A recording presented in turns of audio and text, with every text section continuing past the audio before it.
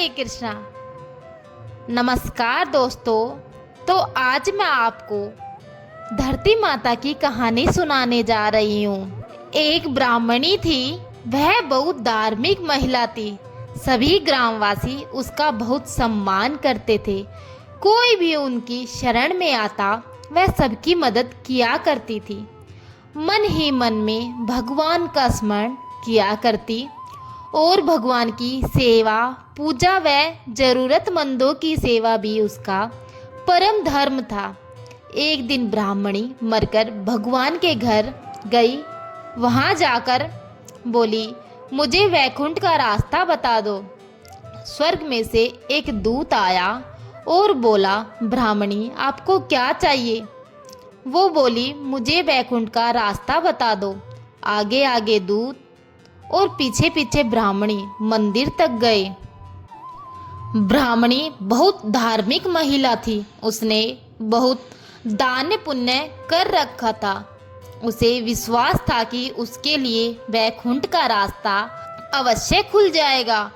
ब्राह्मणी ने वहां जाकर देखा, वहां बड़ा सा मंदिर, सोने का सिंहासन हीरे मोती से जड़ित थे। चित्रगुप्त जी न्याय सभा में बैठे साक्षात इंद्र के समान शोभा पा रहे थे और न्याय नीति से अपना राज्य संभाल रहे थे। यमराज जी सबका कर्म के अनुसार दंड दे रहे थे। ब्राह्मणी ने जाकर प्रणाम किया और बोली, मुझे वैकुंठ जाना है।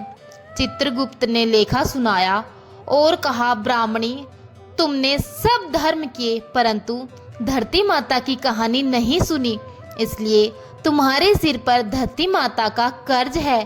वैकुंठ में कैसे जाओगी? ब्राह्मणी बोली, धरती माता की कहानी का क्या नियम है?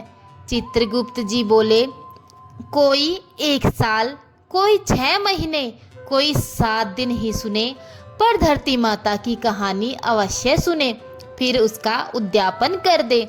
धरती माता की कहानी सुनने से जाने अनजाने में किए गए सभी पाप कर्मों को धरती माता हर लेती है। स्वर्ग लोक में धर्म को ही स्थान प्राप्त है। यहाँ पाप के लिए कोई जगह नहीं है। धरती माता की कहानी पीपल के पेड़ के नीचे बैठकर सुननी चाहिए। यह बात सुनकर ब्राह्मणी ने प्रार्थना की कि मुझे 7 दिन वापस धरती लोक पर जाने दो, मैं कहानी सुनकर वापस आ जाऊंगी। चित्रगुप्त जी ने उसका लेखा जोखा देखकर 7 दिन के लिए पृथ्वी पर भेज दिया। ब्राह्मणी जीवित हो गई।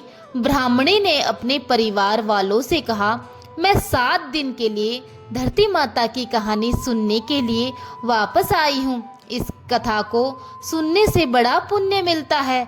उसने पीपल के पेड़ के नीचे बैठकर परिवार के साथ 7 दिन तक धरती माता की कहानी सुनी। 7 दिन पूरे होने पर वापस धर्मराज जी का बुलावा आया और ब्राह्मणी को श्री हरि के चरणों में स्थान प्राप्त हुआ।